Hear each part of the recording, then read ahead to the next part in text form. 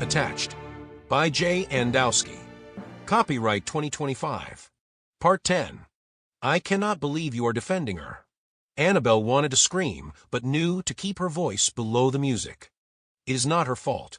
She has been brainwashed by the regime.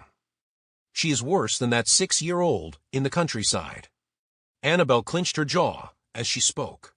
She wasn't much older than I am now when she betrayed them. She was afraid.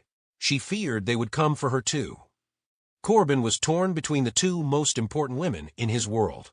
We have all done horrible things under this regime, just to survive. I haven't. What horrible things have I done? Being born and attached. You know that is not what I mean. Corbin tried to get her to understand. I think there is a good person in Tion. I think I can help her understand. Your trying to help her understand will only end up exposing both of us. I think down deep she regrets what she did to her brother and his family. Corbin wanted to rehabilitate Tion. I think I can sway her to understand. I thought I knew you, Corbin. She threw her arms up above her head and stormed off back into her hidden room. Closing her secret door, she went and buried her face in her pillow and began crying. Corbin sat in disbelief. He knew Annabelle was right, but he also knew he had fallen for Tion. He started to feel lightheaded and a strange pressure building up in his chest and down his left arm. His breathing became short. Corbin said to himself, "This is not good." He took out his phone and called emergency. He made his way to the living room and shut off the music before plopping himself on the couch. He stared at Nora's picture on the wall before passing out. Annabelle, hearing that the music had stopped early, went to her spy hole. She could see Corbin on the couch, but she knew that when the music was off, she could not leave the safety of her hidden room. Knocks came to the door. Corbin did not get up to answer. The knocks came louder. Still, he did not respond. "Get up, Corbin." She began to cry. The medics outside the door began to pick the locks, but they would keep locking the one lock that was unlocked. Finally, a Harmony officer used his sidearm and blasted the lock, allowing the medics to rush in. They immediately checked his vitals. Lifting him and placing him on the gurney, they gave him oxygen and inserted an IV. Having him stabilized, they wheeled him out quickly. Before closing the front door, the Harmony officer shut off the lights to the apartment. As everything went dark, Annabelle stepped back from the spy hole, still holding her hand over her mouth to muffle her crying. What have I done? The next morning, Annabelle woke with her pillow soaked from her crying most of the night. She still did not hear any music, meaning that Corbin had not returned, or if he did, it was not safe for her to leave her secret room. She went to the small bowl of water on the other side of the room, wet her single washcloth, and wiped her face. Taking only a couple of steps, she peered through the spy hole. The empty living room was filled with the morning sunlight from the kitchen.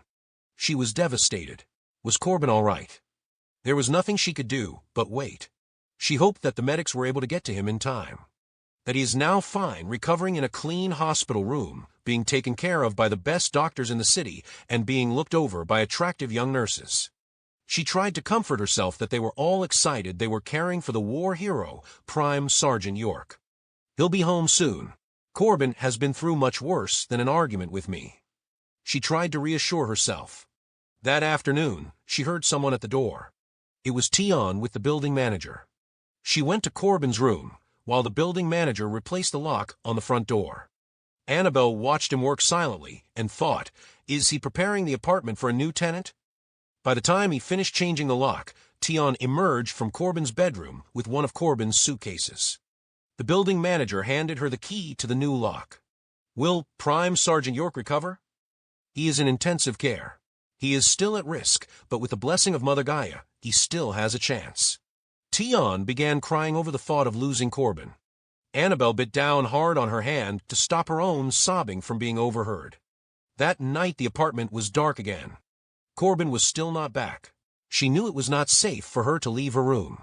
As long as Corbin was not home, to make sure all was clear, she could not take the chance. Tion having the key to the new lock was an extra risk for Annabelle. Tion could enter unannounced any time, catching her if she is not in her hiding place. If she was discovered by anyone, she would also be risking Corbin's safety. All she could do was wait and hope that Corbin will recover soon and return home. Her stomach was giving her pangs of hunger. She had not eaten anything since the night before. She decided to try to sleep early, to take her mind off her growling stomach. Laying in her bed and looking up at the ceiling, her mind revisited her watching Corbin pass out. She repeatedly thought about how she refused to expose herself by opening the door for the emergency workers, enabling them to reach Corbin sooner. She questioned if her inaction to protect herself might have cost Corbin his life instead. It forced her to reconsider Corbin's words, "We have all done horrible things under this regime to save ourselves." It made her realize that her harsh judgment of Tion may have been unfair. She now understood that Tion might have been gripped by the same fears that prevented Annabelle from opening the door.